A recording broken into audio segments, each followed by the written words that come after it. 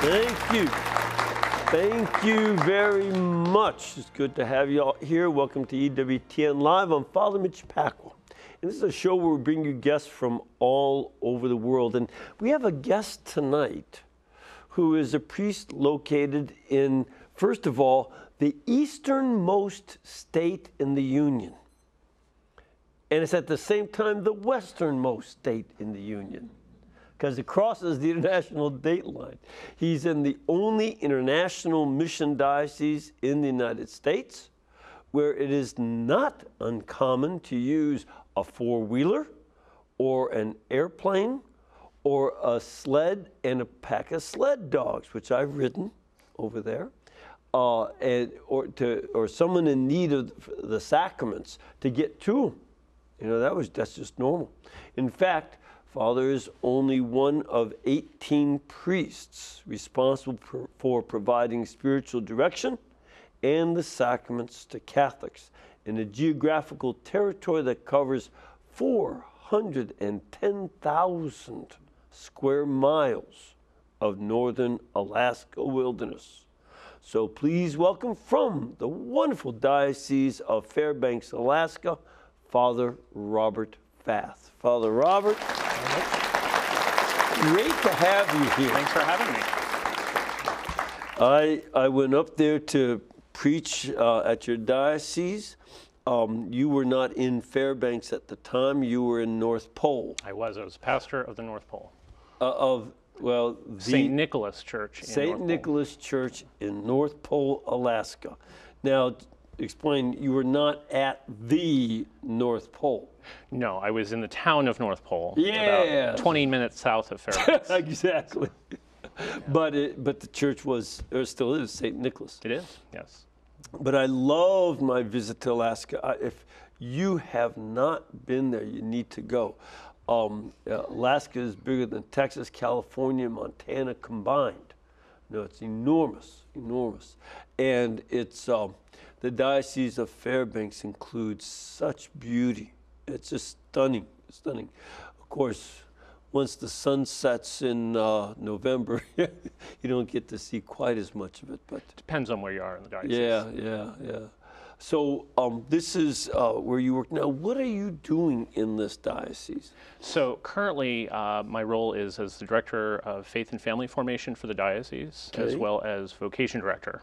Okay. So I work out of our chancery office. I describe myself as a free-range priest. I work out of the office at the chancery during the week when I'm in town, and then travel around to different parishes in the diocese, either in the city of Fairbanks or out in our villages, to help cover sacraments on the weekends.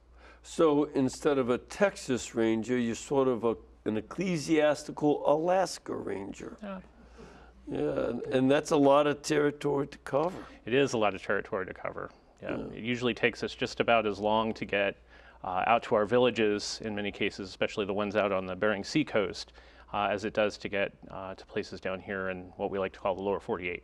Yes, well, with that, how far would it be from Fairbanks, the city, to say the Bering Sea?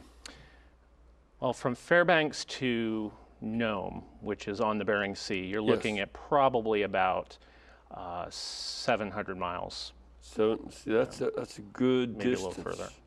Yeah, and to think about that, sometimes we complain about having to go to the next town over in Alabama, but it's not 700 miles. It's maybe 70 miles.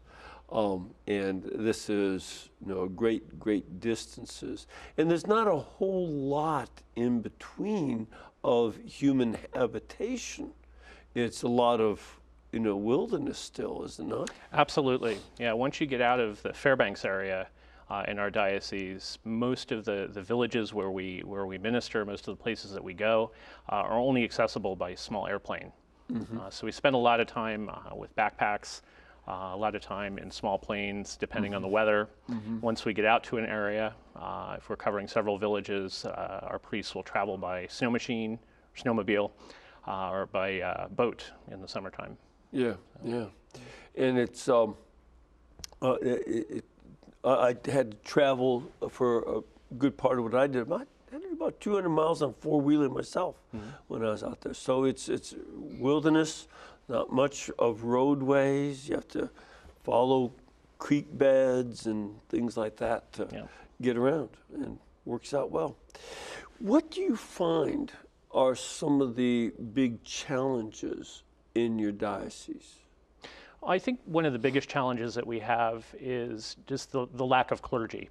I was talking to someone the other day who asked how many Catholics there are in the Diocese of Fairbanks, and we hover around between 14 and 15,000. So with 18 priests, you're looking at about 700 parishioners to a priest, give or take, which looks good on paper, but ours is more of an accessibility issue. How do we get these 18 priests out to 46 different locations in an area that's almost twice the size of Texas? And you take a look at this, and to think about that, and you have relatively small communities, because there's only so much that the land can support of human population, and so you have to get to these small areas, and there are lots of them. How many parishes are there altogether? 46. 46 for 18 priests to reach. So that is a huge talent. And you have a relatively new bishop. Tell us a little bit about Bishop Zielinski. So Bishop Chad is originally a priest of the Diocese of Gaylord in Michigan, but he had been an Air Force chaplain. He was stationed at Eielson Air Force Base, which is about 10-15 minutes from North Pole, where I was stationed. So we got to know each other quite well in the first 2 years he was stationed there. And then one Saturday morning, he was awakened by a call from the nuncio in Washington, D.C. They sometimes forget that there's a 4-hour time difference. Yes. And he was asked to be the Bishop of Fairbanks. So you can imagine his shock at getting that call. Yeah, I think they called him something like 4 in the morning. Wasn't quite that early. It was probably about 7 in the morning, but still, on a Saturday morning, when you're trying to sleep in, maybe from a long week. Yes, so he made him wait. Yeah, he did. He took a couple days to think about it and pray about it. But I think he's been a good fit for our diocese. I think there's a lot of similarities between the Archdiocese for Military Services and the Diocese of Fairbanks because of the limited resources, the limited number of priests, and the area that we have to cover to bring the sacraments to people. Now, because this is a missionary diocese, in fact, the first, 6 or 7 bishops were Jesuits? That's correct. Yeah, so the number of the first bishops, which is rare for us. We generally don't become bishops. It's fairly unusual, but in missions it is more common. And so they have been there since what, about 1900? Maybe a little earlier, the 1850s and 60s, about the time that the gold rush was starting, is really when Catholicism started to move into Alaska in a big way. The first Mass was celebrated in the 1700s by a Franciscan who had come up with Spanish explorers into southeast in what's present-day Juneau, maybe a little further south there. But it really wasn't until the gold rush when the missionaries started coming in with the gold miners that were headed in for the prospecting. Yeah, they and for a while, because the Spanish didn't really settle up there. That was just a little too chilly and rainy for them. They stayed down in California. But you also had a lot of Russian Orthodox who came to Alaska when it was part of the Russian Empire. Right, so Christianity was first brought by the Russians, but because they tended to be more into the fur trade and the like, they stayed mostly on the coast, and primarily along the south central coast and up along the Bering Sea coast. So when they sold Alaska to the United States, many of the Russians pulled out. A number of priests stayed behind, but they limited their ministry to those coastal villages. And so the interior was relatively untouched. Yes, so it's been more when the Catholics and I'm sure many of the Protestant communities also came in there, and they were the ones who brought the Christian faith to the interior of the country. And the given this the state of things, there's a lot of work to be done in terms of family. Like what you're in charge of family ministry. What do you see as the big challenges for family ministry in Alaska? I think the biggest challenge, even before family ministry, when we're talking about the life of faith in northern Alaska, is how do we keep Eucharistically centered communities when our parishes are only having the celebration of Mass every 6 to 8 weeks. Since the Eucharist is the source and summit of our faith, from which everything flows and comes back to, that's something that we really want to work on, is getting more priests out to the villages more frequently, so that they can have those communal celebrations of the Eucharist and the other sacraments brought to them as well. But certainly with family, like any other community in the country, the different pressures that society puts on a family, the different issues, drug abuse, the internet, education, are strong factors that can make it difficult sometimes in the villages.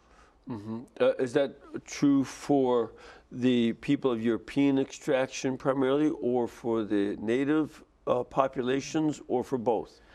More so probably for our native populations, mostly because the villages are populated primarily by the natives.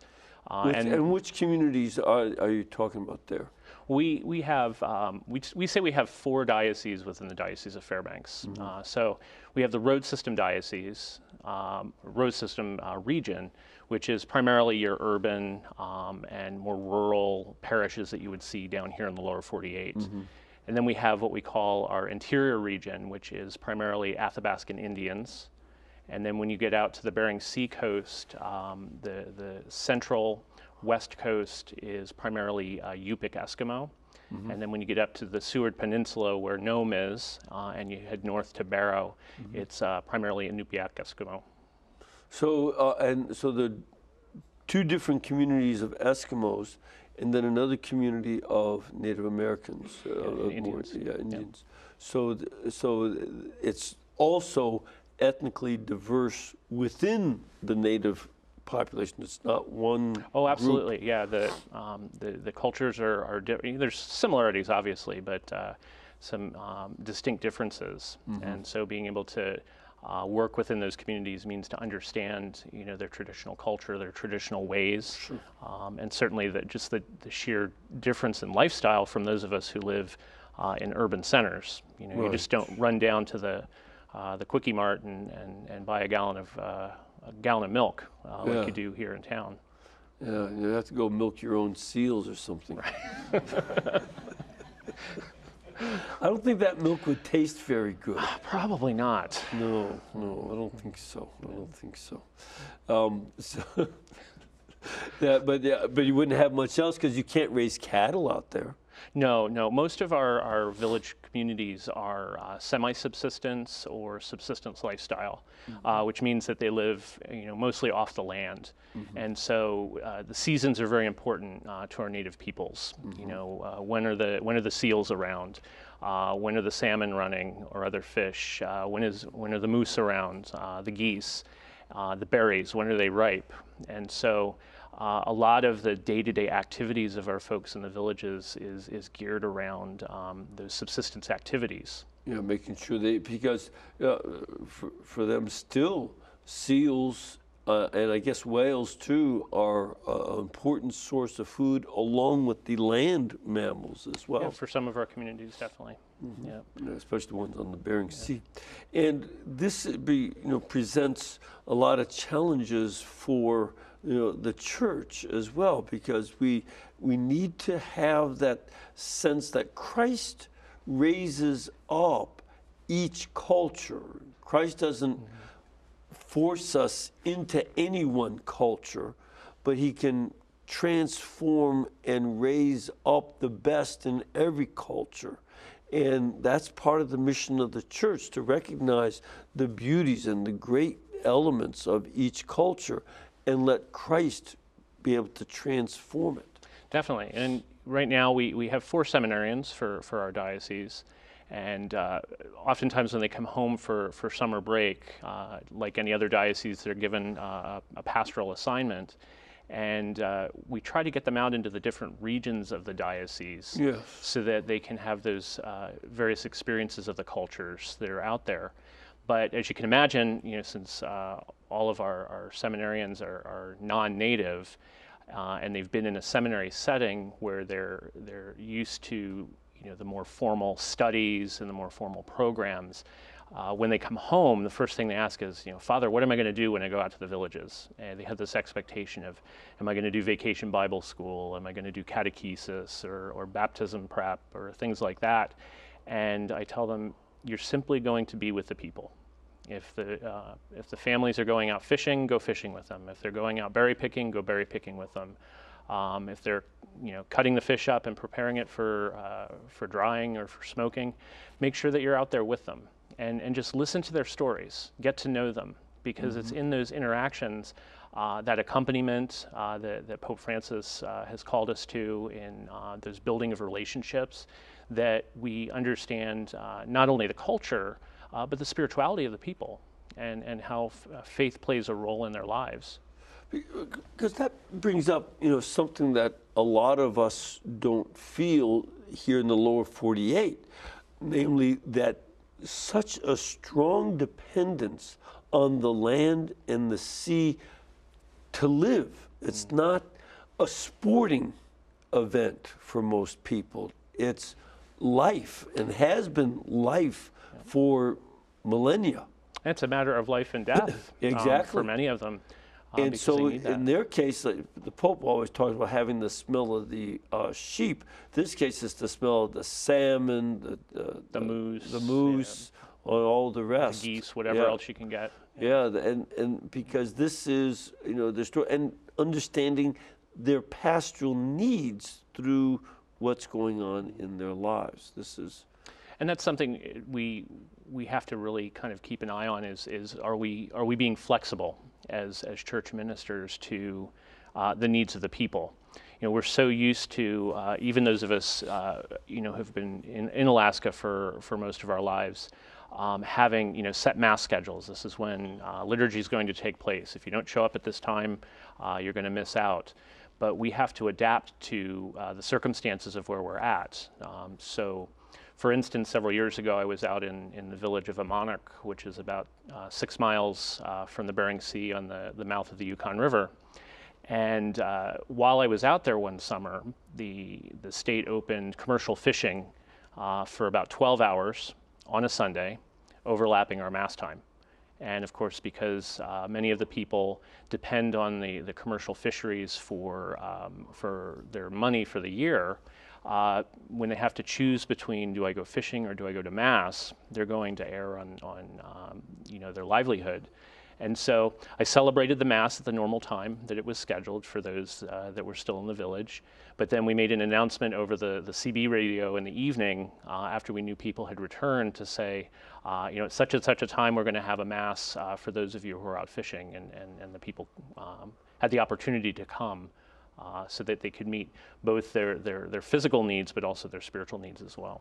See, and that's an area of adaptation. The church has always allowed that farmers, for instance, who have a crop, it's about to rain and they have to get it in before it rains, and that even if it's a Sunday, it's permissible to go and do what is necessary servile work. That we always distinguish between what is necessary, what is not necessary. And, that in some of these cases where the fish are spawning or whatever it might be, the process going on with the other animals, you also have to adapt to that and deal with the pastoral need. Well, definitely. And given that our villages are so isolated, it's not like you can skip Mass in your parish and then go to the next parish over. Because the next parish may be 20 or 30 miles away. By boat. Maybe. Yeah, so sometimes it's farther. And especially if it's night, you can't easily travel up the rivers. Well, that's not a problem in the summer. Yeah, that's right, in the summer, but in some parts of the year, because why is it not a problem in the summer? Because we get 23 hours of daylight. There you go. Sun never goes down. Now, the winter, the opposite direction. We only get about 3 hours of daylight in most places. Yeah, it's not much. No. In terms of, especially your role then as family and vocation director, with the family ministry, what are the crises and struggles of families there? Because certainly here in the lower 48 and in many countries around the world, family is in major, major chaos that is having a huge impact on the people because of the negative experience of family. Well, I think, in general, a lot of the same issues that affect communities down here in the lower 48 affect ours as well. But you add in the location of Alaska, and you look at the different regions of our diocese. For our road system parishes, the struggle with family oftentimes comes because people are separated from their extended family.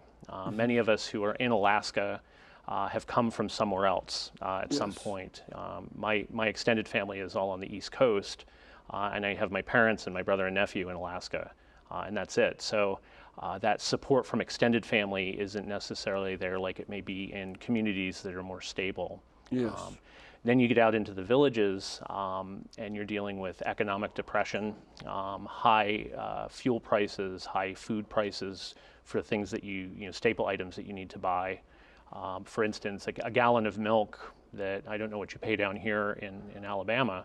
About $1.89 we pay some places. In some of our villages, you can pay $12 to $14 for a gallon of milk. So imagine trying to feed your family from the store for those prices, and that's just on staple items. But then we also, because of the economy, particularly in the rural areas, we have a lot of the other problems that come along with it: drug and alcohol abuse, physical abuse, things like that. Yeah. And so, as we all know, those things destabilize a family, and if you've seen that over several generations, it can be difficult to break out of that cycle. And so it's important for us as church, particularly as church ministers, to be present to that pain and to walk that journey with people, individuals and families. Certainly it's a national problem that with drugs, especially opioids, where 160 people a day are dying around the country, all over the place. I don't know if you have those up there yet. We have all the same problems. Same problems, yeah. So, these are serious crises where, again, the church has to be involved, but we're spread fairly thinly. Now, are there many lay people who get involved in the ministry of the church? I think that's one of the beauties of our diocese, is because there are so few priests and religious who are in the diocese. We do depend heavily on the laity, and so we have a number of lay ministers out in the villages who faithfully lead Sunday celebrations in the absence of a priest, which would be liturgy of the word with communion. We have a number of permanent deacons. In fact, we were one of the first dioceses in the country after the council to reestablish the permanent diaconate in the United States. And so they do a lot to help support the communities when the priests aren't around, even to performing baptisms or doing lay-led funeral services, because we can't get a priest out there. Right. And so this is because I met some of the folks who are involved in lay ministry. As a matter of fact, from your parish of St. Nicholas, I'd gotten together with some of the men there, and you recently had a big get-together in the diocese dealing with the various kinds of service and work. You had about 700 people there? We did. So it started out as the dream of one of our parishioners at St. Raphael's Church just north of Fairbanks, Mike Kramer. He wanted to have some sort of Steubenville-style conference in Alaska, particularly in Fairbanks, that would help to reinvigorate the faith, bring some hope to our families. And so over a period of about 2 years, a committee came together and we held what we called the Families Fully Alive Conference, February 9th through 11th of this year. And personally, I had my doubts about how many people we would get. I was going to be happy with, 250 to 300 people, and we had close to 700 show up from all over the state. Even several people fly up from the lower 48 to be present. So we had Archbishop Chaput, Father Leo, Dr. Ray, Stephen Ray, and a number of other speakers who came up and made sure that we had talks and activities for all age groups, all family configurations, and just supporting people in their faith, letting them know that it's okay to be Catholic, and to live that faith out in a very open way in the community. So. Yeah. Because one other factor in Alaska is that it is also the least churched state in the Union. One of them, yep. Yeah, it's right there with Washington and Oregon, I believe. Yes. This people, have this frontier culture where they're far away from especially those of European background, they're far away from their roots. And they just are doing their own thing out there, and the church is not part of it. And it's not so much that there's a negativity towards the faith as much as there's just sort of an apathy towards any type of faith, any type of belief. It's sort of a live and let live state in a lot of ways, but it's definitely different than other parts of the country. I find with the travel that I do, with my vocation work, the different reactions that I get down here in the lower 48 when I'm walking around in a Roman collar versus even in Fairbanks. People will sometimes do a double take, or if I'm in the supermarket doing my own shopping, the employees wear black just like I do, and so sometimes they get confused for a supermarket employee. I've gotten really good at telling people where things are located at Fred Meyer's. There you go. But it has become countercultural, I think, to be a person of faith, and certainly countercultural to be a minister of the faith. Last year I was down in Portland, Oregon. We have 2 seminarians at Mount Angel, which is a Benedictine monastery. And I was waiting for... Beautiful area. Oh, it's fantastic. I try to get back there every year. But this past fall I was down there and waiting for my flight back to Fairbanks in the Portland airport, and the gentleman standing next to me had more piercings than I'd ever seen on a person, was covered in tattoos, had this crazy hairstyle, and at one point he leaned over to me and he says, "Are you a minister?" And I said, "I am. I'm a Catholic priest." And he goes, "I think there's more people here that are staring at you than they're staring at me." And he was probably right. Was he envious or what? I don't know. Well, the motto of Portland is keep Portland weird. So. Yeah. There's a few cities that are taking that up. That's right. Yeah, but it's that's part of it. But if there were some young man who was interested in priesthood in a place like Alaska, would you just rather not have them, or would you be interested in young guys from the lower 48 or other countries coming? We're definitely interested in vocations from wherever they come. God calls people from all different walks of life, sure. To minister in very different circumstances. I mean, after all, the faith wouldn't have spread to Alaska if it weren't for men and women who left the comforts of their own culture and society and came north. I think one of the big things, though, with vocation discernment in Alaska is we talk about having a vocation within a vocation, something we've sort of adopted from the military archdiocese, because one needs to first discern, am I called to the priesthood or religious life? But then one has to discern, am I called to a place like Alaska? And so we have a general policy for young men who may be discerning a call to missionary work in Alaska, that they live in the state for a year so that they can experience just the environment and the culture. Yes. Because after all, you get somebody from Orange, California who thinks they're called to work in Alaska, and the only snow they've ever seen is up in the mountains. They're in for a rude awakening in December when the temperature drops to 50 below and there's no sunlight. Yeah. And so one of the things that we've done in the last 2 years. That really is cold. It's very cold. Yeah. Very. But it's a dry cold. Yeah. Sort of like, Arizona's a dry heat, like a microwave is a dry heat. It's all in your perspective. Yes. No, it's still cold. Yeah. But we established a house of discernment, the Blessed Pier Giorgio Frassati House, 2 years ago. And so men who I think might be interested in a vocation, who seem to show some promise after conversations and maybe a couple of visits, we invite them to live at the house and either to go to school at the local university or to find a job. And to live with myself and to visit with the other priests in the area, pray with us, get to know our diocese, and then after about a year, make a decision as to whether or not they're being called in that direction. That'd be a good idea.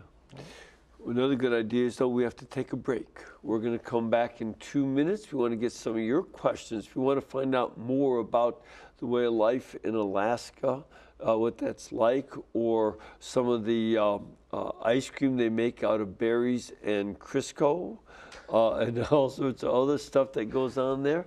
We'll look forward to your questions and comments, so please stay with us.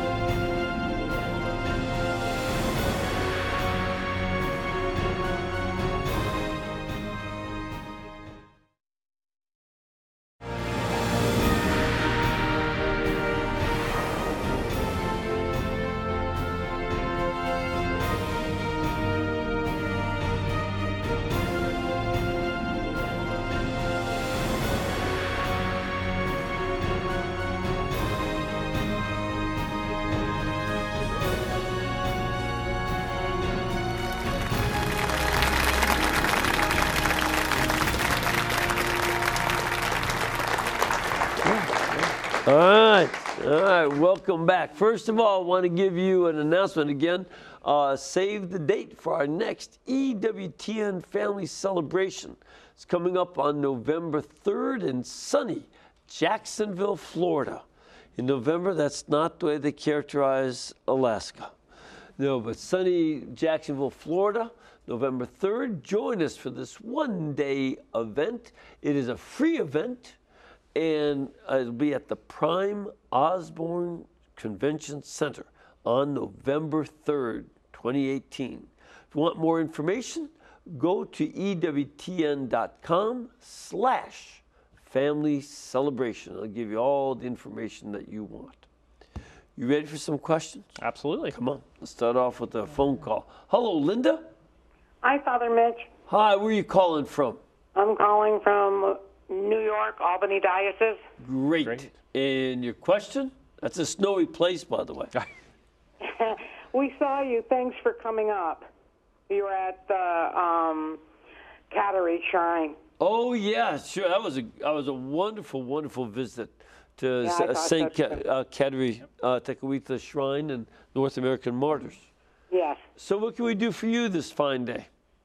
I was wondering, I was going to ask your guest, because it seems like it's mostly rural in Alaska, would he say that the parishioners were fairly conservative, or are they liberal like a lot of other folks, more city through the United States?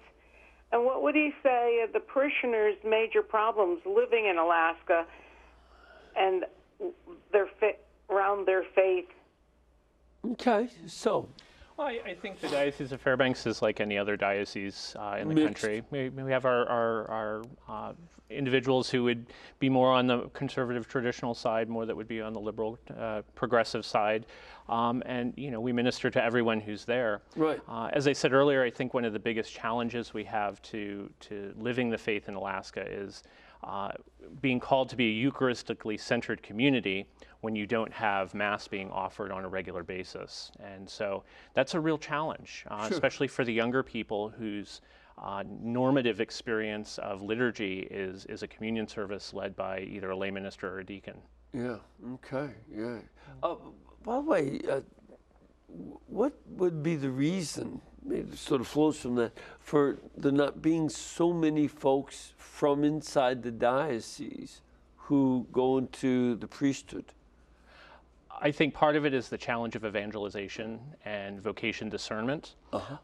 You know, the church is relatively young in Alaska. That's one of the reasons that we're still classified as an international mission, one that is still in need of a lot of outside help, both spiritually, physically, and financially.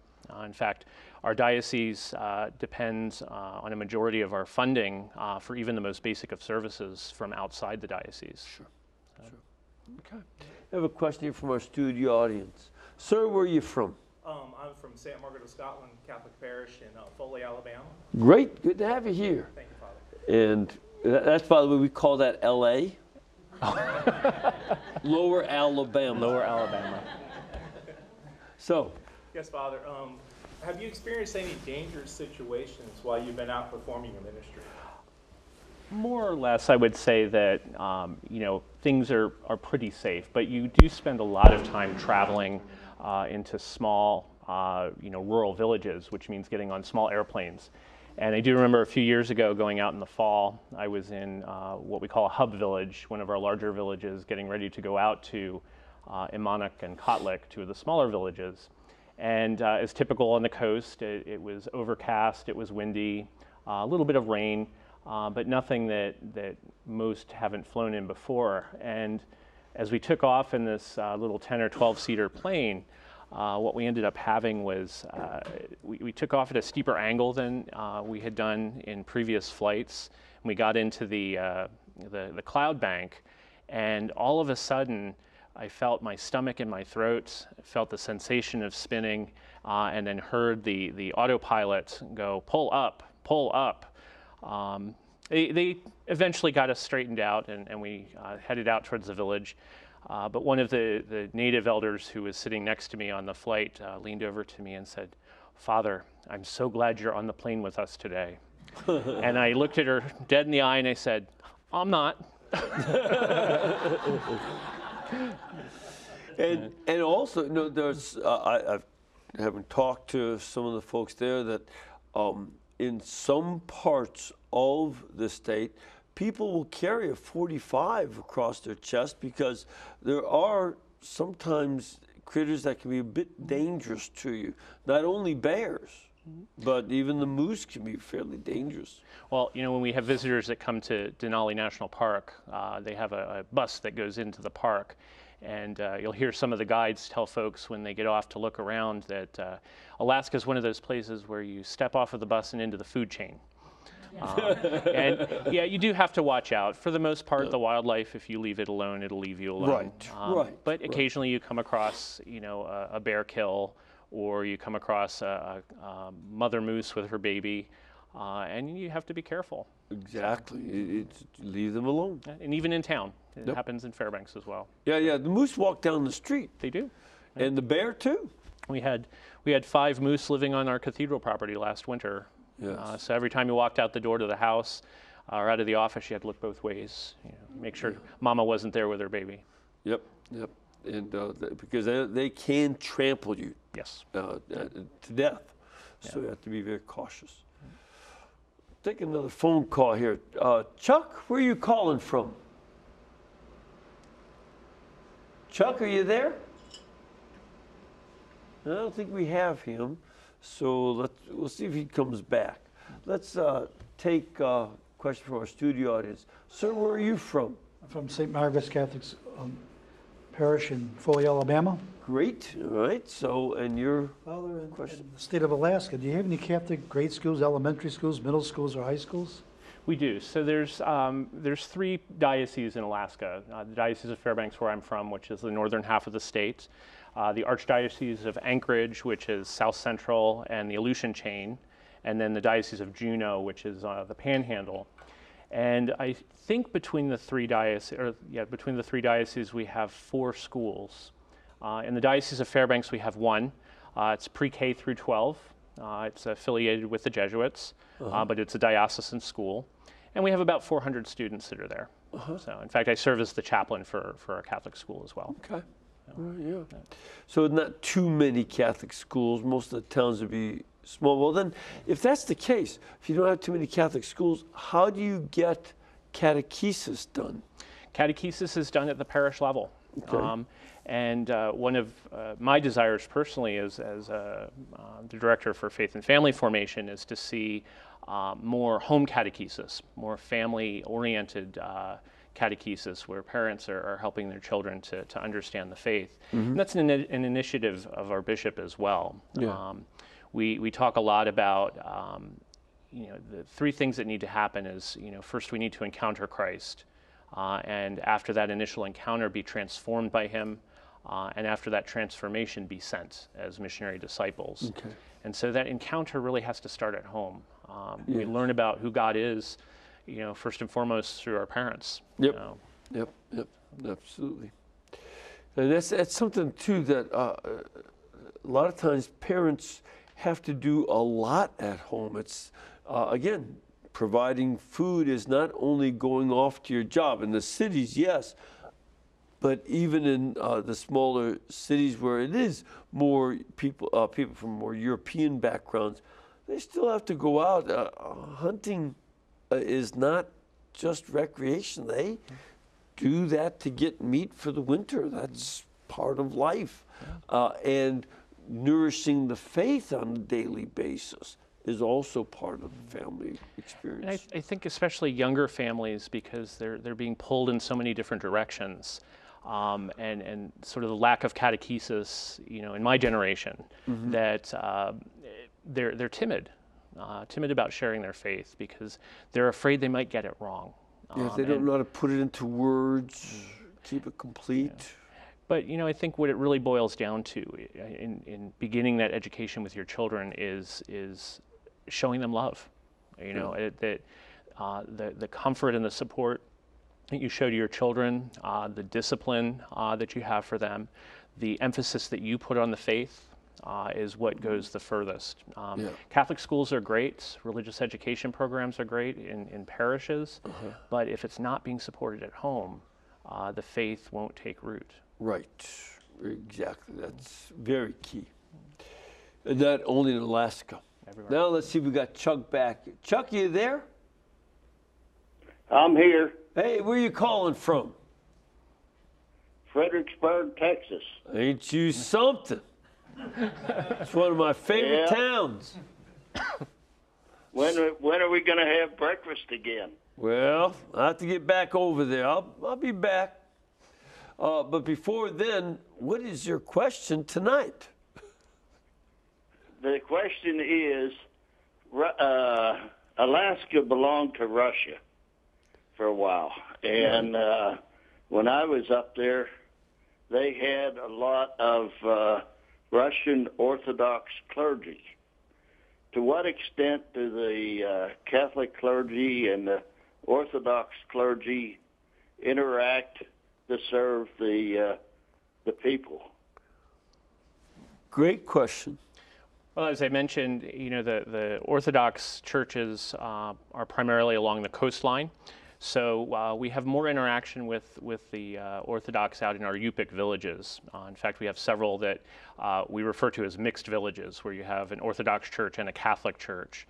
And over the years, we've really tried to foster ecumenism, foster work between the different denominations, because we recognize that with faith not being as strong and as important in Alaska as, say, it is in other places, all of us who are believers need to work together. And so Bishop Zelinsky and Bishop David of the Russian Orthodox Church in Alaska have tried to foster a working relationship and friendship so that sacraments are taken care of, that in emergency situations that nobody goes without the care of the church. Right, right. Because in emergency situations, you know, we recognize the full validity of their sacraments. Of course, they have the priesthood and the apostolic succession from the bishops. There's no question about that from us. So there's, and they don't mind that kind of cooperation.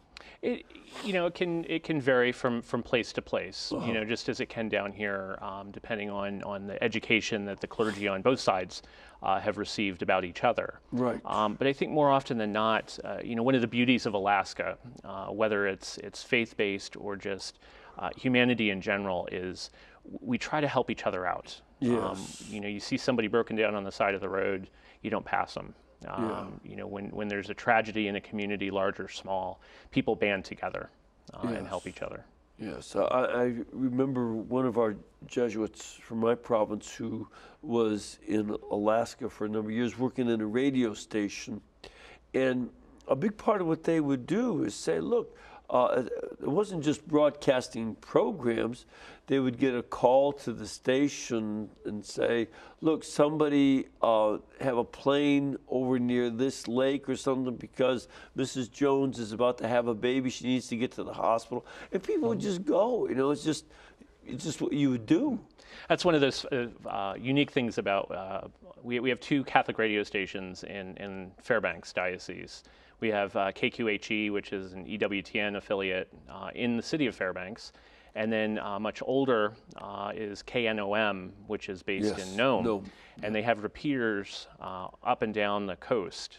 So they go quite far south in their broadcasting. And they actually have a section several times a day where people can call in and you know, give announcements, or you know, during the fishing season, maybe the boats have the radio turned on, and they'll say, you know, Johnny, your mother in Tuxuk Bay wants you to call home. Can you get a hold of her? So they get messages out to people that way. Right. That's what I remember was a big part of the mission. It's different kind of programming than we do. Right. I have another caller coming. Hello, Edward? Yes, Father. Hi, where are you calling from? I'm calling from Wyandotte, Michigan. Wyandotte, good to have you. And your question? I remember many years ago on EWTN hearing a priest talk about ministering in South America in the mountains, and how I believe Indians in the mountains would walk for hours barefoot to attend Mass. And I'm wondering if Father Fath has any similar stories of people in Alaska going to great lengths to take part in the sacraments.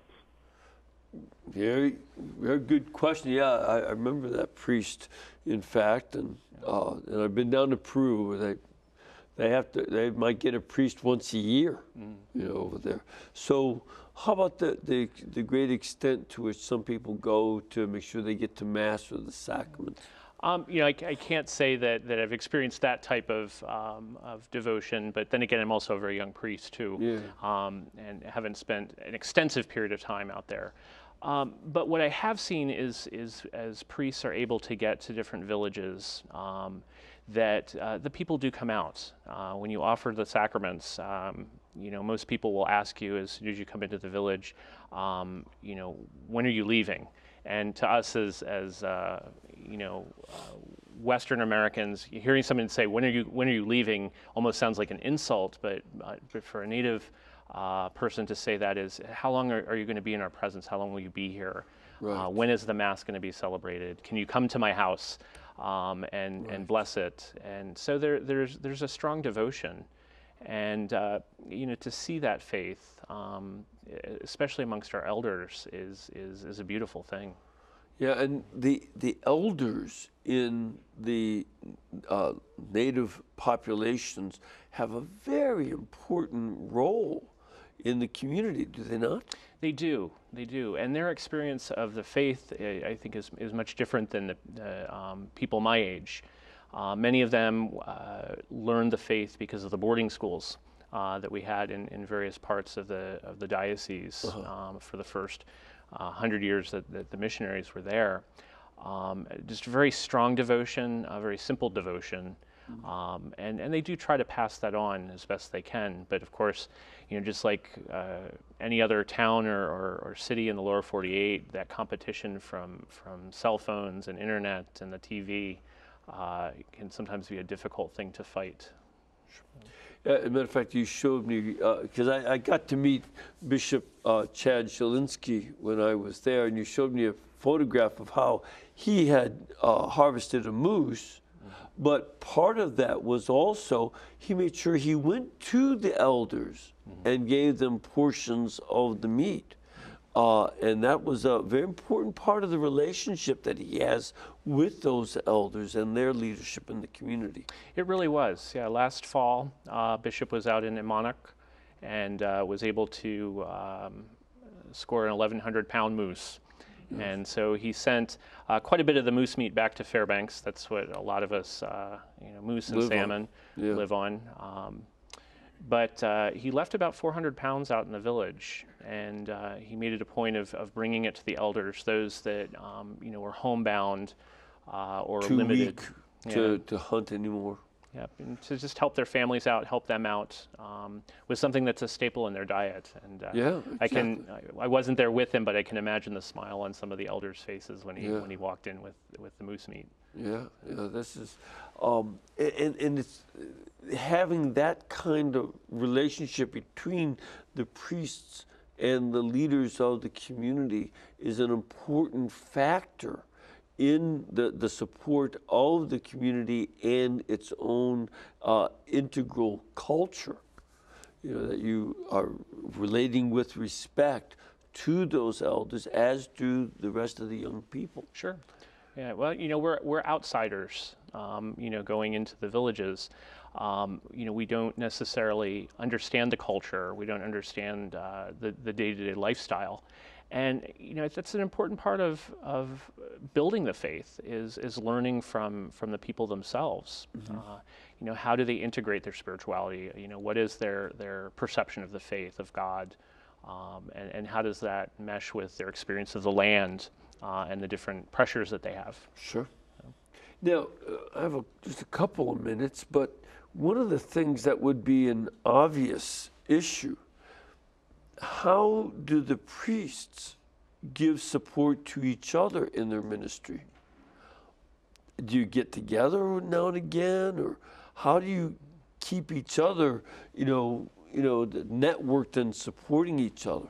I think over the last several years, we've done a much better job of supporting each other. I think we went through a period of time where, there was kind of a lone wolf mentality at times, mostly because we're so busy. We have multiple jobs and you just sort of knuckle down and focus on what you're doing. But we found how difficult that can be. But since Bishop Zielinski has come, we've instituted quarterly clergy meetings. So all of the diocesan priests come into Fairbanks 3 times a year. And for faith building, fraternity, things like that. And then once a year, usually in late February, early March, all the priests of the state of Alaska from all 3 dioceses come together in Anchorage for a clergy convocation. Because that's where the archbishop of the whole state is. Well, it's a hub, Anchorage. Most of the travel goes in and out of there. But what's interesting about this, and you probably know this from your own priesthood, clergy convocations aren't necessarily well attended in some dioceses, but in the state of Alaska, more often than not, we get close to, if not 100% attendance, because we see how important it is for all of us to get together and to support each other. That is an important part. If you, like people say, if you want to build a fire, you got to keep the wood close together, so that they can be able to support each other. All right. Well, thank you, Father, for coming all the way. Thanks for having me. to be with us. And if you would join me in giving a blessing to our studio audience and our audience out on TV. May the Lord bless you all and keep you and fill you with His Holy Spirit, the Father, the Son, and the Holy Spirit. Amen. And, you know, we can have guests like Father Fath and all the other guests who come on our programs and who do series here, only because this network is brought to you by you. Mother Angelica was inspired by our Lord to have the network work that way instead of through commercials and such as that. And therefore, we like to remind you to keep us in between your gas bill, your electric bill, and cable bill. And we will be able to pay all of our bills too. God bless you all, and thank you.